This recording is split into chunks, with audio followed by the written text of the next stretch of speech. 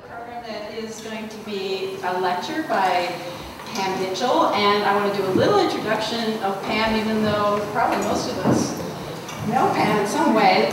Okay, so Pam was born and raised in South Africa, and has been gardening since she was a little girl, helping her grandfather with a kitchen garden.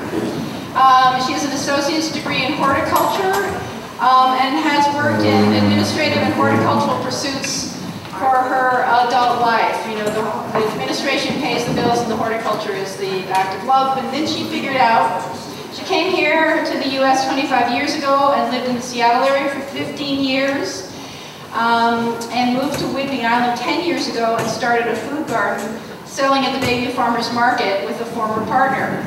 And when the partnership dissolved, she continued to grow gardens on leased land and simultaneously vended and managed the market for 4 years. And last year she developed and led a food crop growing workshop throughout the winter, which I took, and there had to be 2 sections because so many people signed up. And began a community-supported agriculture venture this past spring with 2 partners, growing a 3/4 acre garden for 45 CSA shared distributions each week. And Pam is going to be talking about growing our own here on the island, food production for local self-reliance. And here's Pam. Okay. Well, thanks everyone for coming. This is great. The topic of my conversation is growing our own, building food gardens for local self-reliance. And I want to start off with a story because I've been told that stories are something that people really remember well. And this is called The Story of Us. Once upon a time, we were hunter-gatherers, and we foraged for our food, picking greens in the spring, berries in the summer, grains in the fall, and meat wherever we can successfully hunt game roaming the plains. We learned to dry and store the foodstuffs in cool conditions, caves, that kind of thing, and we discovered how much we would need to last us through the winter. We got pretty good at that.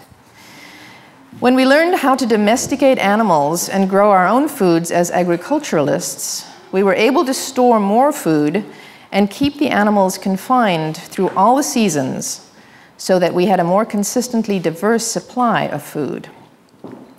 We learned that certain animals could be milked, and butter and cheese became constants in our diet.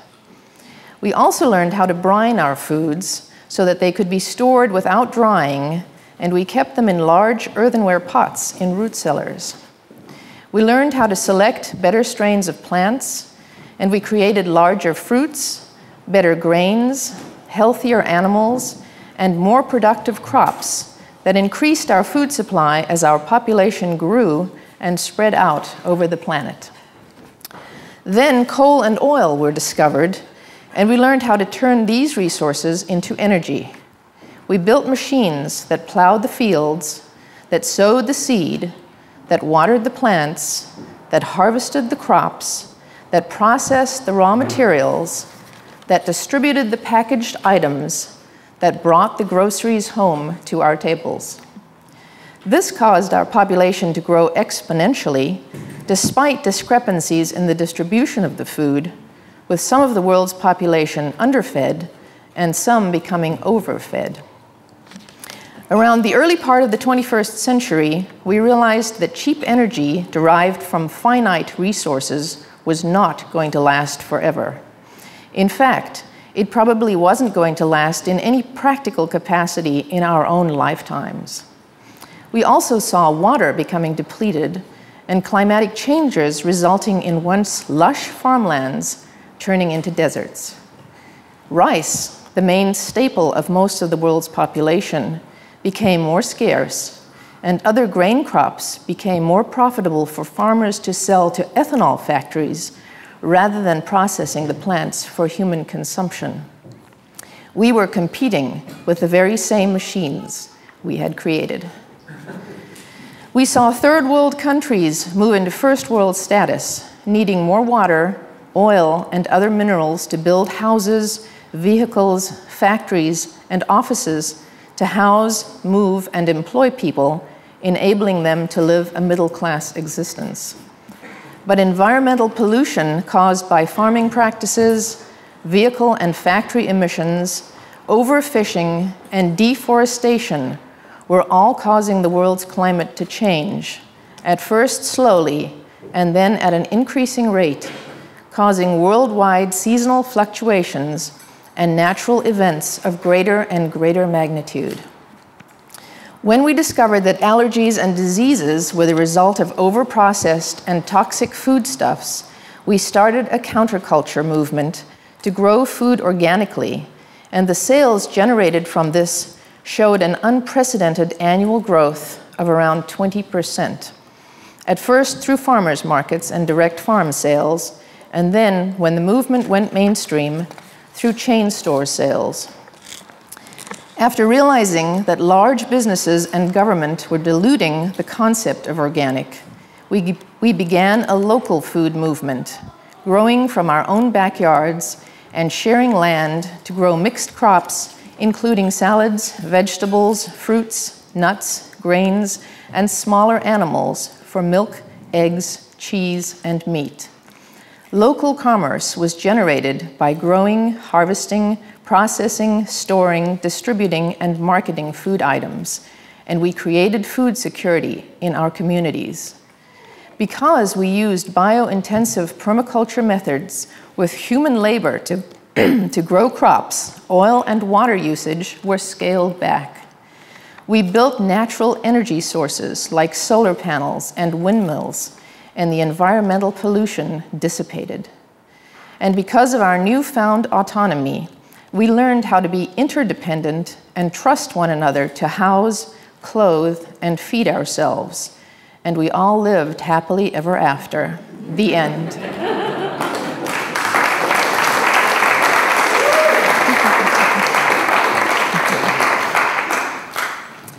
Okay, so as we know, most of the story has already happened.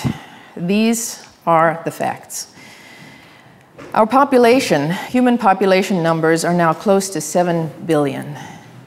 A human being is born every 3 seconds on this planet. Many underground aquifers are depleted, and many rivers no longer make it to the ocean. Metals are becoming very scarce. The demand for oil is about to outstrip the supply. Climate change is disrupting farming everywhere. Deforestation and vehicle emissions are causing the atmosphere to become toxic. Chemicals in foods are causing strong allergic reactions in consumers. Genetic tampering is causing plants to ingest diseases that kill us.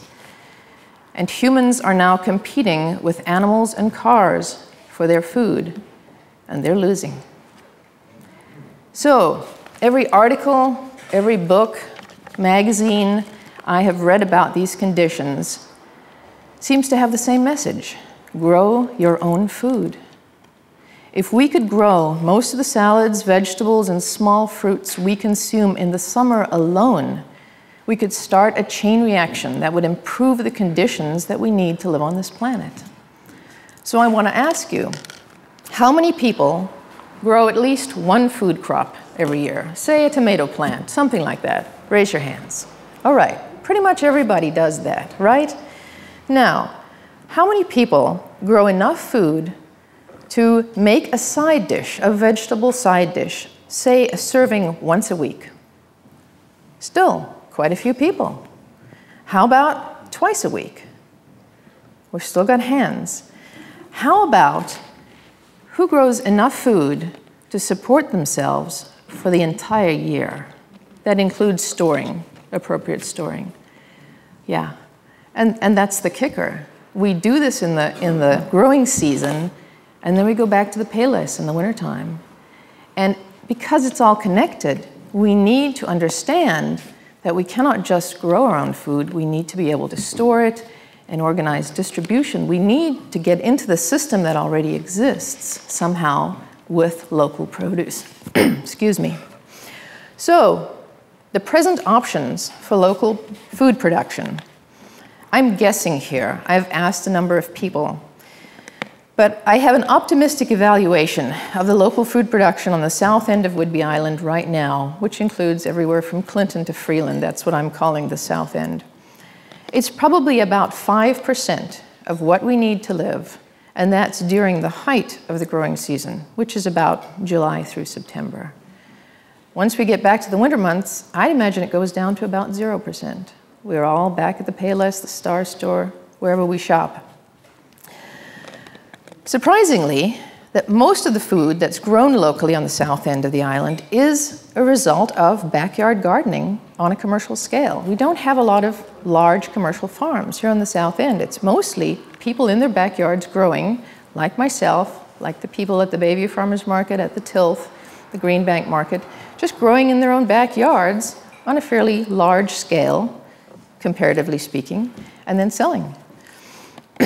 I figure that a well-managed 1/4 acre garden, that's about 75 feet by 75 feet, of mixed salads, herbs, vegetables, and small fruits, can produce enough food to sustain 2 people eating a vegetarian diet, fresh from the garden for 6 to 8 months of the year, and then through the non-growing portion of the year with appropriate storage. So if a couple of people decided that they wanted to do this, and I believe there's a local diet starting somewhere on the island, a 1/4 acre garden is probably what you're going to need if you grow it in a well-managed way. So we need to learn how to do that, and we also need to do, as I say, a lot of storage. Now, the storage would include a number of things. If you looked at the non-powered storage options, you would keep a lot of the produce in the ground. Fortunately, we can do that around here. The climate allows us to keep things in the ground like carrots and potatoes, and they don't freeze. So we can actually pull them from the ground through the winter, as long as they're grown in the growing season. We can dry items. We can keep herbs, fruits dried and continue to eat them through the winter months. We can braid things like garlic, hang them up. We can bag a lot of stuff in a cellar or a cool spot in the house. Large fruits, onions, beets, cabbages, that kind of thing can be stored. Then we have the partly powered options, like canning, where you actually require power to put things in jars, and then they become non-powered when you store them.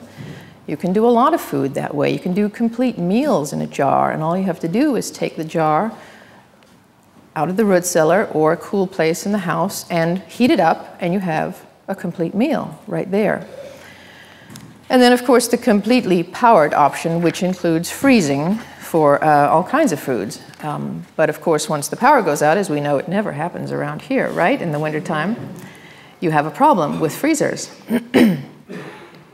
So that's pretty much what we're seeing right now for local food production. We have a lot of people growing stuff in their backyards and selling in the summertime or harvesting for their own use, and then in the wintertime it doesn't work so well anymore, and people just seem to forget that you know, it's not okay to rely completely on the system, because we cannot believe that the system without energy, without cheap energy, is going to last forever. So we need other options. And the present option for local food sales, there's a number of them. Right now, most of the sales of the local produce, fruit, honey, meat, dairy, pretty much all stem from direct farm sales. Mostly meat is sold directly off the farm. People buy into portions of certain animals. Farm stands, we've got quite a few of those around here, from farmers markets and CSAs. I'll get to explaining what a CSA is in a minute. And a small but growing percentage of people that are selling to supermarkets, gourmet stores, delis, and restaurants, which is very, very promising there. There's a good market that we're getting into there. So, looking at farm stands, for example, a lot of people have just built a little farm stand along the roadway with a parking area for customers. A lot of them are on the honor system, so that the farmer can keep going in his fields. You go in, you buy things, you pay your money into a little box, and you leave. It's a great system. I can cite a number of them, and I highly recommend you take good use of them, make good use of those. On the Whidbey Island, there are 6 farmers markets. It's pretty amazing when you think about the small area that actually supports 6 farmers markets on this island. There's one right here in Bayview on a Saturday. There are 2 on Thompson Road. One is on Saturday and one is on Wednesday evening. There's one in Greenbank on a Sunday, one in Coopville on Saturday, and one in Oak Harbor on Thursday evenings. They're all very well supported, and they continue to expand every year, and it's wonderful to have that kind of support in this community. We are probably pretty unusual in that respect. I don't see that sort of thing happening on the mainland. Certainly 6 farmers markets in such a small area on the mainland would never be able to survive the way they do here. So that's a good thing. And they're all selling fresh produce April through October. Again, once the cooler months come back, the farmers markets go away and we all go back to the supermarkets. And then that needs to change also. Now the CSAs, and I started one this year and it's been very successful, it stands for Community Supported Agriculture.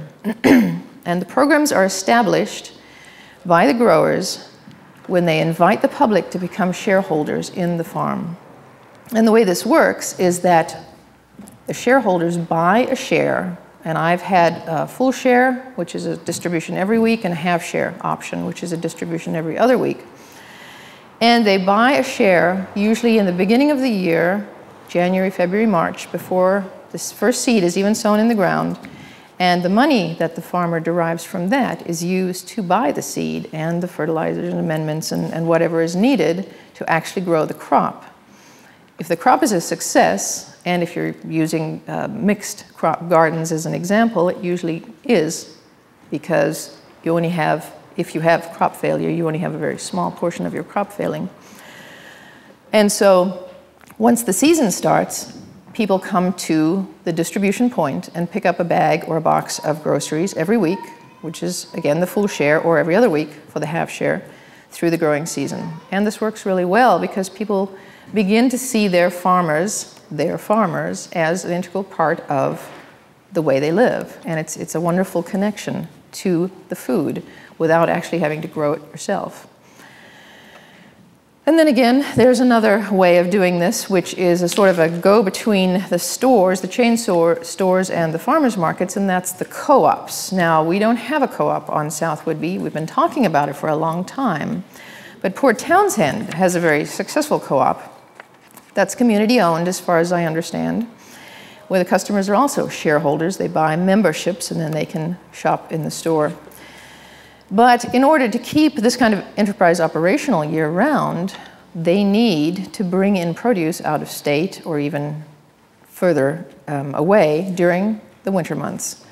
And so a successful co-op on the south end of this island would probably need to be modeled after that enterprise. So anybody who's interested in starting a business, please start talking to people, because I'm sure a co-op would be very, very well supported here. The supermarkets, Star Store, the Payless, a number of other places are very open to using local produce. They'll carry items. They have carried my items. Again, they need to think about profit, so they need a markup. And so you're dealing with wholesale and retail prices, and that sort of thing has to be figured out. I was told that Local Grown in Coopville is a new store that's opened up that will carry value-added items. Now, by value-added items, I'm talking about things you take, fresh produce that you take, and process it somehow. So it becomes, it has the ability to store in stores like this, like the Local Grown, and the Chef's Pantry in Langley is another example, to where these things could be sold through the winter. So that's a very good way to extend the growing season. And I know somebody spoke about certified kitchens, and that would be needed, obviously, to process things, to be able to sell them in stores in the wintertime. Other places that do use local produce are Gordon's in Freeland. The Bistro in Langley, I know. The Inn at Langley uses local. Mukilteo Coffee Company uses some local stuff. I supply to them. So whenever you go to the supermarket, whenever you go to a restaurant, mention local produce. You, as consumers, can influence the fact that people will ask the farmers. These places will listen to you, and they'll go to the farmers and they'll ask them to supply. And so it creates this connection. So every time you go to the supermarket at Payless or the Star Store, go to the produce manager and say, what do you have that's local? Where can I get local? And eventually there'll be enough of you asking that this will happen on a greater and greater scale. So planning for local food security. I've been asked this question a number of times by various people. How much food do we need to produce on the south end of Whitby in order to feed everybody? Well, there are lots of variables to take into consideration. I did a little checking on Google, Vicky's favorite, and I figured there are 60,000 people living on this island, apparently, according to the last survey. I figure there's about 1/10 of those people, because most of them live in Oak Harbor, 1/10 of those people that live on the south end, Clinton, Langley, Bayview, Freeland area. So we're looking at about 6,000 of us. Now, obviously, if we kept records of how much we consumed on a daily basis and multiplied that figure by 365 days, we could figure out how many pounds of food we eat in a year and how much we would need to grow to support that number. And obviously, there are going to be things that we need to consider because we can't grow certain things. There are tropical plants like oranges and avocados and bananas that obviously we won't be able to grow here, and we need to find substitutes for that. So you can start seeing, all the variations of the numbers that we're looking at. People change their diets. They grow older and more sedentary, so they don't need as much. An 83-year-old person sitting around does not need as much food as an 18-year-old playing basketball every day. So there's a tremendous amount of variables. But if we start thinking about changing our diets to local food so that we can support more local production of food, we're going to need to take a few things into consideration. For example, what would a typical day look like if we were, in fact, restricted to a local diet? Okay, let's look at breakfast. Breakfast could be eggs, bacon, goat cheese, fruits, nuts, berries. All good. We could grow all those things locally. But how about cereal? Processed grains, toast, that's bread. We don't have all that much grain growing happening here on the south end. That's a big gap in our diet. We also don't have a mill to grind those grains into flour, to process those grains into cereal. So that's something we need to think about. All right, so lunch. How about some chicken? That's good. Salad, vegetables, that's good. Fruits, nuts, berries, again, that's great. But how about pasta? We run into that problem again. Pasta is a processed food that needs to be milled and created somehow. Dinner. Dinner, we could have beef, lamb, pork, whatever, some potatoes, vegetables, that's great. Ice cream. Well, what would we do for sugar, for example? We could sweeten something with honey. We could use stevia, which I don't know if a lot of you are familiar with. It's a plant that has an incredibly sweet taste. So we could make up for the lack of sugar. But rice, we wouldn't be able to grow rice around here. So where would we get that? How would we substitute for that? Potatoes? Okay, fair enough. But we wouldn't want to make the same mistake the Irish made, for example, and grow one type of potato. We would need a variation of a lot of diversity in our potato crops so that we could prevent some sort of potato famine happening to us. Of course, again, the biggest things we would experience a loss in would be oranges, avocados, bananas, that kind of thing. And horror of horrors, we wouldn't have coffee. Big problem there. How would we substitute for coffee? Another thing to think about. Tea, yeah, it would need to be caffeinated. Okay, so in terms of processing, storage, distribution, recycling, that kind of thing, Again, we would need to figure out how to extend the season on either side of the area that we can grow in, which in this climate, it's pretty mild. We're looking at about 6 to 8 months of a growing season, although not all of it obviously harvesting things like tomatoes, because you're looking at the early part of the year with greens, the later part of the year with things like squash. So we already know that a 1/4 acre bio-intensively grown garden, if well managed, will feed through 2 people through the entire year if they eat only vegetables and small fruit. However, in order to add grains, dairy, and meat to a diet, we're going to need more acreage. So here's a brain teaser. These were questions that you used to be asked in your math class in high school, and I could never figure it out. There are approximately 4,000 pounds of wheat that can be harvested from an acre of land.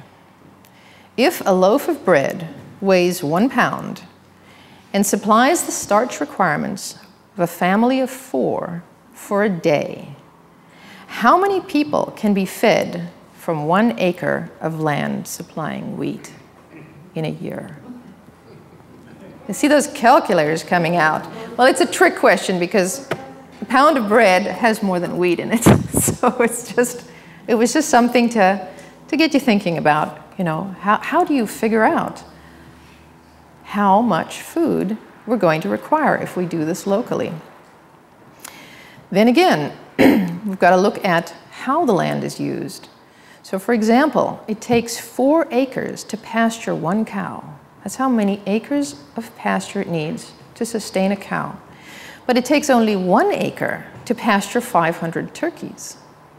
And the turkeys are ready to harvest in 6 months, whereas the cow takes probably a year to reach maturity in order to be culled. And in that time, it drinks a lot more water. And we know that water is a lot more scarce than it used to be. So the bottom line is growing and eating avian meat, bird meat, rather than bovine, the cows, takes a lot less land and a lot less water.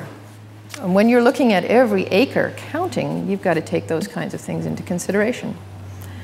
So for dairy purposes, instead of pasturing cows, we could pasture goats and sheep. Sheep give milk also, because smaller animals do use less pasture land, and sheep and goats can use some very poor pasture land and survive just fine.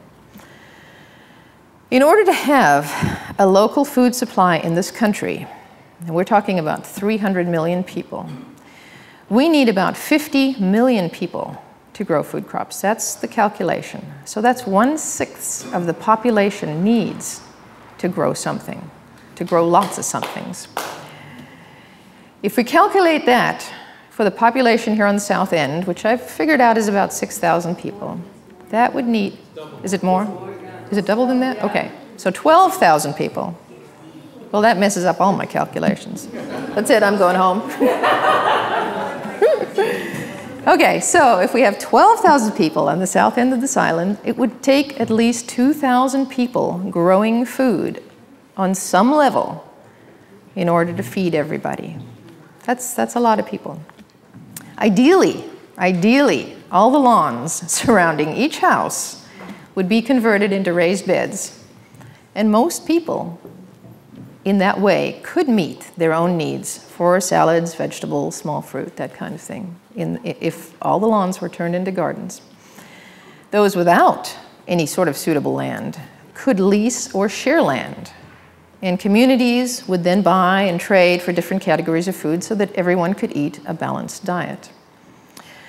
If the present marketing system holds up under local food production, small businesses can be created locally to grow, process, store, and distribute the food, much like the system now in place, just based locally. Recycling, of course, would become very important. All those jars that you throw away without thinking about it should be used for containment, to contain things and store them for use through the winter. And of course, seed saving, huge problem now. If we need to grow our own crops, our own food, we need seeds, and we need them here. We cannot be buying them online and bringing them in from other places. That is just not going to be sustainable. So, sharing. Sharing properties, sharing skills, sharing tools, sharing time. Vicki talked about that a little bit. A self-contained community would have backyard gardens that would all be set up, networked with bike paths, walking paths. All the hand tools required would be contained in each backyard garden or community garden so that people could use their bikes and walk between these gardens and share them. And all they'd have to carry would be some gloves, maybe a knee pad, something like that.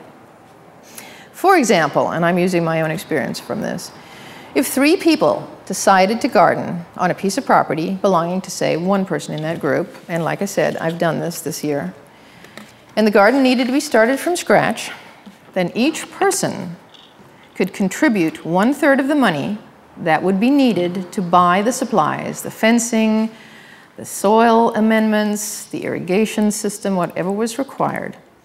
And each person could contribute an equal amount of time to perform the work that was needed to build the garden, and then each person would share an equal portion of the harvest from the garden.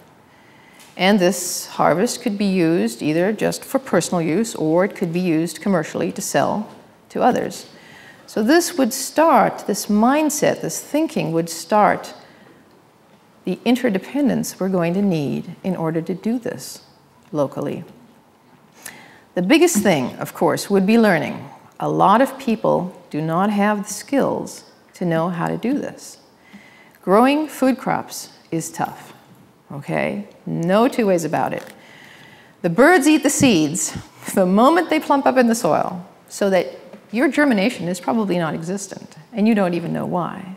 I mean, if you think you're being watched in the garden, you are. The birds are watching all the time. And the moment you turn your back, they're there thinking, wow, this is really nice of this person to provide us with all this lovely food. So if the seedlings do make it, if somehow you protect your seeds and they do actually make it up to the surface of the soil, the slugs and snails get them. You know that, right? All you see is slimy trails the next morning and your seedlings are gone. If you manage to protect against the slugs and the snails and the birds and everything else that's watching and wanting to eat, a lot of times our soils are deplete in essential minerals, and the minerals all work together and they're all connected. So if one isn't there, then others aren't available to the plant. It's a very complex web. And so your plants come up, they look good to start with, and then they stress out. You don't know why. And the moment they stress out, they're attractive to the insects. So the insects come in and start to eat them because the plants are telling the insects they're in the decay stage of their life. And the insects are simply doing their jobs by speeding up the decay process, turning everything back to compost. So, because we've removed ourselves from learning how to grow our own food, we've become dependent on a system that grows, processes, and distributes our foodstuffs in a way that concentrates, instead of on taste, it concentrates on standardized ripening, so everything should get ripe all at once, ease of harvesting, especially with machinery, toughness in processing and traveling. I mean, these things have to travel a long distance and still look great, and good appearance for marketing. Through hybridization, foods have become flavorless and empty of nutrients. And now, through gene altering, they become toxic and even deadly. So through learning, we can once again acquire the skills that we need to grow our own food. The internet is an excellent source. You can Google just about anything, you'll get an answer. Books, magazines, videos, Snow Isle Library System can be accessed online, and anything can be put on hold and picked up at the library of your choice. It's a great, great resource. Workshops, especially those that take place in the winter when you're not actually growing anything, and the early spring, are a great introduction to creating a starter garden and connecting with others that are learning to grow their own food crops. Experience, just doing and learning and talking and telling others is a great teacher. We can get comfortable with growing and eating out of our gardens. And I guarantee the next year you'll want to expand your garden, grow more, do it better. It seems to be sort of some sort of a drug that you get addicted to, that you just got to keep going. No wonder gardeners live to be very old people. There's always next year, you got to do it better next year. So as Vicki said, the fairgrounds have classes this year. There's 27 classes on gardening, cooking, and sustainable living, all August 15th through August 17th. The South Woodby Tilth have classes in the late winter that include soil building, composting, seed selection, early crops, rotation, summer crops, perennials. They've got it all. They've got a fabulous website. Just access their website and sign up. And there's a place called Pam's Place Produce workshops this year also.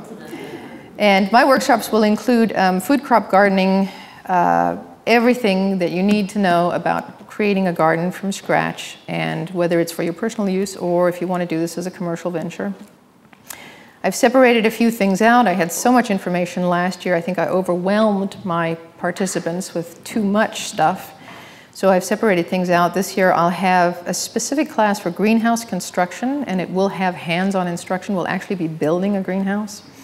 A germination box construction, also with hands-on instruction. To have lots and lots, okay, I'm almost done. Have lots and lots of starts early in the season. And then I have another workshop that I want to do a follow-up discussion from last year, the people that participated in that workshop, just to say, how did we do? What do we want to do better next year? That kind of a discussion. So, bottom line is, we need to learn to supply our own food. I would say that 1 acre per person could supply everybody on the South End, which means we need 12,000 acres of suitable growing area on the South End in order to feed everybody. Split up into a 1/4 acre for your salads, vegetables, small fruits, a 1/4 acre for the larger fruits, pastured poultry under the canopy, the orchard canopy, 1/4 acre for dairy, and a 1/4 acre for grains. And in that way, all of us could achieve local food security on the south end of this island.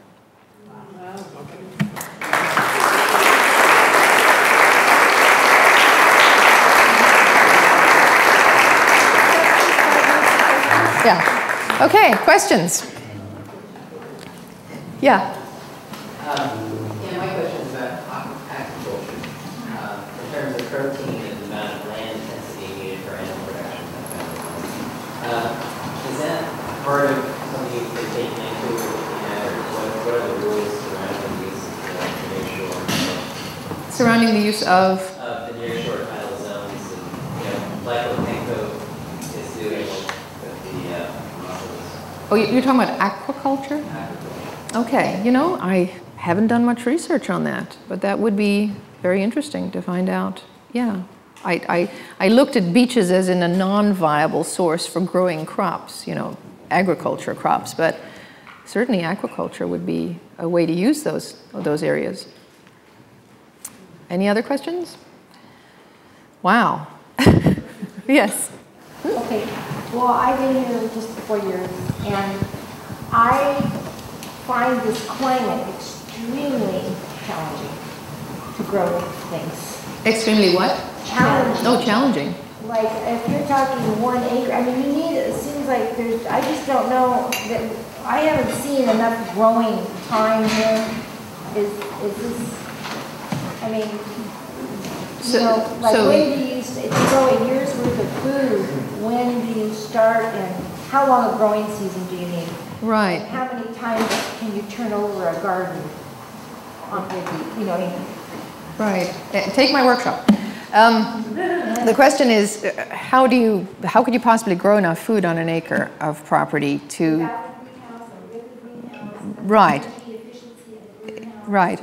And the way I teach my workshops is to grow in biointensive permaculture environments, meaning that you grow things very, very close together, and you grow them on raised beds, and the beds are very, very fertile, so you can grow them that close together and harvest them. And you grow them very fast so that you can harvest them and turn them around, turn the beds around so that you have more than one crop on that bed in the growing season. So you could have up to 3 crops growing in that particular area over one season, depending on what kinds of crops we're talking about. I mean, radishes as a crop takes 30 days to turn over, and then you put another crop in. Whereas something like tomatoes would be there for the whole season, obviously. So some of the beds are going to be all season long, and others are going to be turning over fairly fast.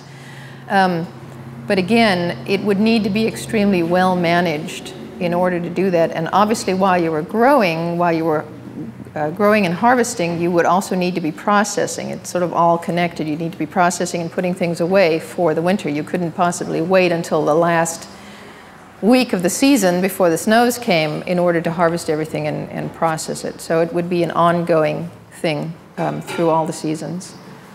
Does that answer your question? Well, sort of. I mean, I lived about half a mile from here, and we had hard frost in May.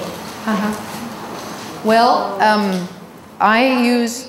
You have to have a greenhouse. Right, yeah, and I use greenhouses and polytunnels. Yeah. The thing with frost I've found is that because of the way, well, let me start it again.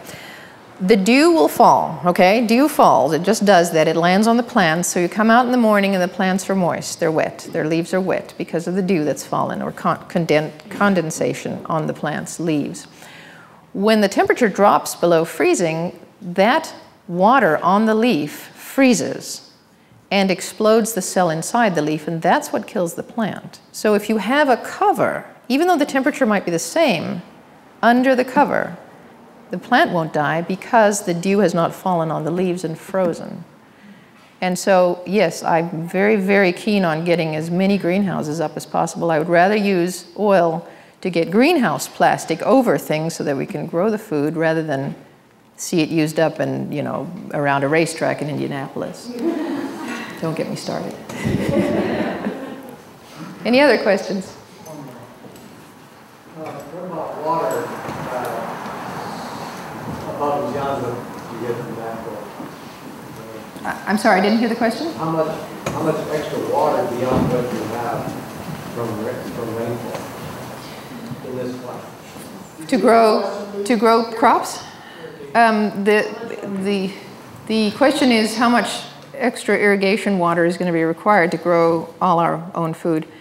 I have hopefully devised a system where very minimal water use is required. The raised beds that I have are heavily mulched, which retains a lot of moisture. And I use drip tape irrigation, which also uses very little water. And together with growing things as intensely as possible, the ground is shaded to a large extent once the plants reach a complete cover. And so that uses less water also through evaporation. So yeah, we will need to obviously save a lot of our own water, and the water saving system has been started at the middle school. You've got, yeah, there are barrels that are used at the middle school for saving water. And you've got some great ones. Yeah. I'm going to be giving at the Fair University, and we'll be talking about rainwater collection. Rainwater collection, yeah. Definitely. Very, very important. Oh, yeah? I just want to suggest that if people are interested in growing grains, there's a guy on the island that knows it all, and that's Larry Gotzi. And at the fair, he invariably has a booth and examples of all kinds of grains that he grows. Nice. He's probably a good resource. And he's on the south end? He's on the south end. Yeah, he lives on Max. Right by Quad. Welcome by Ewing Road. Yeah. Oh, okay. Good. Excellent. The gods of G-O-D-S-E-Y. Okay. And he'll be in at the fair. Good. So definitely attend the fairground local growing. Yeah. So I'm curious, to maintain our health on the food that we eat, we need animals because those are the nutrients that humans most need. We can't really sustain a population and go through a whole cycle of life without that. Mm-hmm. In permaculture, we need to use, I suspect, when you're considering plants, you use many different types of plants, tall trees and shrubs. And in animals, we need to have multiple animals grazing. It's not a question of turkeys or cows or sheep. It's a question of how do we use multiple animals to provide the fertility for our soil and maintain the health of our pastures, as well as providing the health for us. So it seems we need some people that are really working in this area. Yeah. I don't know of many. Right. Yeah, and We have farmland, we have cattle that could be supporting a lot of other animals and increase the health of cattle and the soil at the same time. right. Yeah, and there are some very good books on cross grazing practices that people use, where one type of animal is followed by another type of animal, and each different animal will forage on different types of the grasses that are grown there and leave feces that will make it possible for the next lot of animals to graze and eat. And so really those kinds of farmers are growing grass as opposed to the animals, because the animals are really feeding off of the grass that the farmer grows. And the grass sequesters CO2 faster than almost any other system on the planet. Yes, so it's removing... Growing grass, we're reducing global warming, whereas when we're growing vegetables, we're not. Oh, very good point. I was just wondering, I've been thinking about protein sources as I was thinking about hazelnuts, but I also was thinking about legumes, and that would be a sustainable global thing. Do you have a suggestion for a good legume that we could dry that would be good for this climate? Well, the question is, do we have a good legume that could be dried and stored somehow to provide protein? Is that what you're looking at? Okay. I grew for the first time this year fava beans. I've never experienced this before. I didn't know much about fava beans, but I went to the Payless and bought a bag of what was called edamame beans, and I thought those were soybeans. Well, it turns out they're not. They're fava beans, and they look like a regular bean, but big, really big.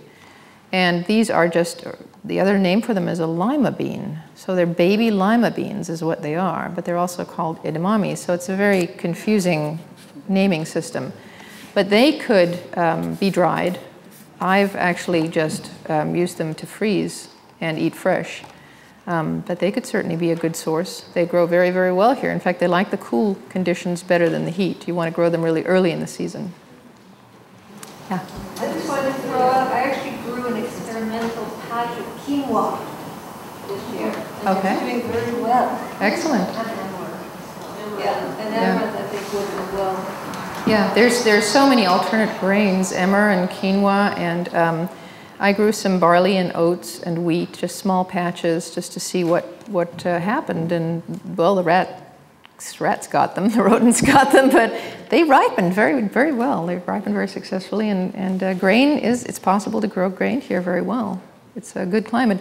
And in fact, I'd like to try an experiment with winter wheat and actually sow some winter wheat this fall and see how that manages to get through the winter. So we do have a climate that will include a number of grains. So we need to look at that. We need somebody that is going to hopefully teach those classes so that more of us can learn how to do that. Yeah. What are some of the things you do to speed up crops? You were talking about that earlier. Just to grow crops as fast as possible, just give them all the nutrients they need. Plants are pretty amazing. They can change elements. If they have everything they need to start with, not only are they healthier, but if they are lacking in something, they can actually convert different elements to what they need, which is, well, it's amazing. We don't know how to do that. Any other questions? That it? Thank you.